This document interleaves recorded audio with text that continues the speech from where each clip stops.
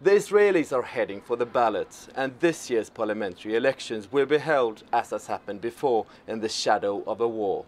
Over 90% of the Israeli Jewish population supported the attacks on Gaza, and with just 13 Israelis killed, the war was seen as a successful operation for the Kadima government. But for the 1.5 million Arabs living in Israel, the war was yet another evidence of the crack in Israel's democratic facade. Many of them saying that the only democracy in the Middle East is not as democratic as it pretends to be. Israeli election, I don't vote for them because I don't believe him. I don't believe in the Israeli government. Why should I be voting for them? There is no democracy whatsoever. Maybe you can hear it in the TV like in Europe or something, but when you come over here, you don't feel it at all. They won't treat you like a Jew guy. They treat you like an Arab. It's like a second person, you know. They don't believe in, they show it to you that they believe in democratics, but there is no democracy at all. In Tel Aviv, people try to distance themselves from the Arab question. Here, people traditionally have a moderate view on religion and tend to vote with a leaning towards the left rather than for the right-wing nationalists. The city has had its share of the violence, but not been affected as bad as Jerusalem by bombs and suicide attacks. But with the war in Gaza, even the people here has been reminded that national security should be the #1 issue in the upcoming elections. Only Bibi.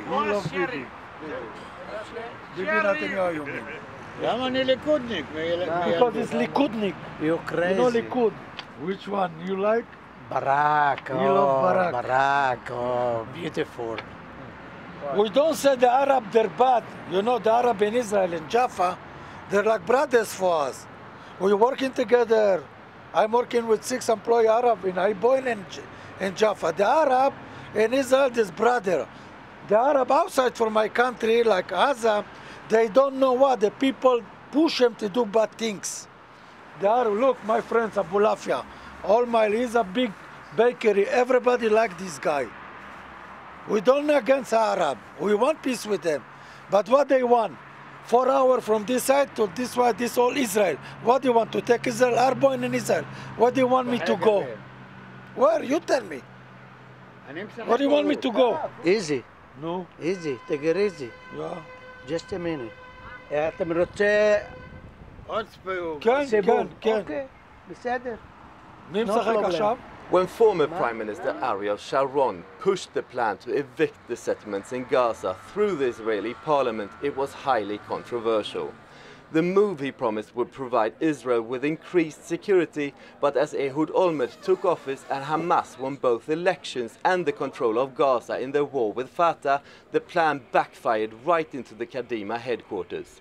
The following blockade of Gaza eventually pushed Hamas to act, and as the Qassam rockets were falling on Israeli citizens, Olmert saw the right moment to hit hard against the political movement. Once the Israelis were convinced that Israel must do something in order to stop the firing of the rockets, then they go all the way. And it's actually, Israelis saw this war to a large extent as an existential war.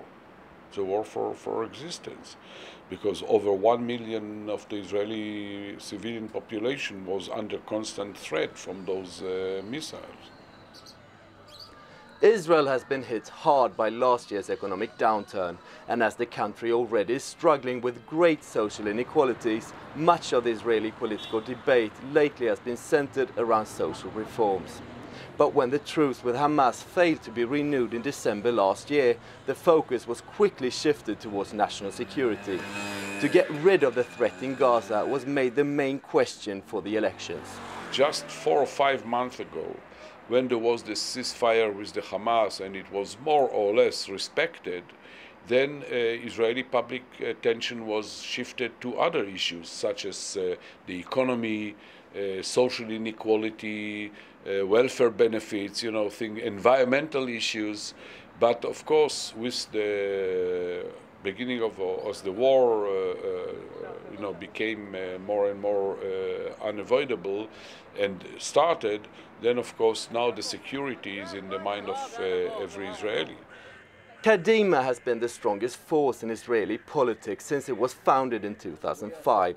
But with several setbacks since Ehud Olmert came to power, right-wing Likud has been steadily ahead in the polls. And critics say that the war in Gaza was a last option for Kadima to turn the tide and make the new party leader, Tzipi Livni, prime minister. I think that the time of the war became in spite of the election and not because of the election. It's not I don't think that it was the interest of anyone to to make a war and kill people just because he or she wanted to climb up the ladder of the election. Even during the war, and when the killing with the both sides was very horrifying, and the pictures were something that you couldn't see in television, like you changed channels every 2 or 3 minutes because you didn't want to see the pictures. She succeeded in explaining and giving the Israeli side a very good presentation. But Tzipi Livni is up for a hard fight. The gap between her and Benjamin Netanyahu has narrowed, but the Likud leader is still ahead. Michal Epstein hopes that will change before February 10th. Tzipi Livni, this is for me the only option right now. She comes from a background of Jewish religions. She studied in the Bar-Ilan University, and Bar-Ilan University is a style Jewish university. So it's very important today. And Tzipi Livni has the potential to be a real leader, maybe like Golda Meir. No. And I hope not like the so. failure. No, not at all. I don't think so. Golda Meir was... Because she's a woman. She had personality. I don't think Tzipi Livni has personality. No. Okay, I live in Ashdod. Ashdod is half an hour from Gaza, okay? And we have mussels on our houses now. So I'm pretty much scared, and I'm pretty much calling every half an hour to my parents just to ask how are they and what there any missile or something. And I think that we should have a prime minister that will fight the Arabs. So I don't know who from them will do it, so I don't know who to choose. But I think the public opinion is always look on the leaders of Israel instead of look on the leaders of the Palestinians. Yeah. And it's the same thing every couple of years, terrorist attacks and bombs, and the same thing is it over and over again. And you have another leader, and it doesn't go away. This situation.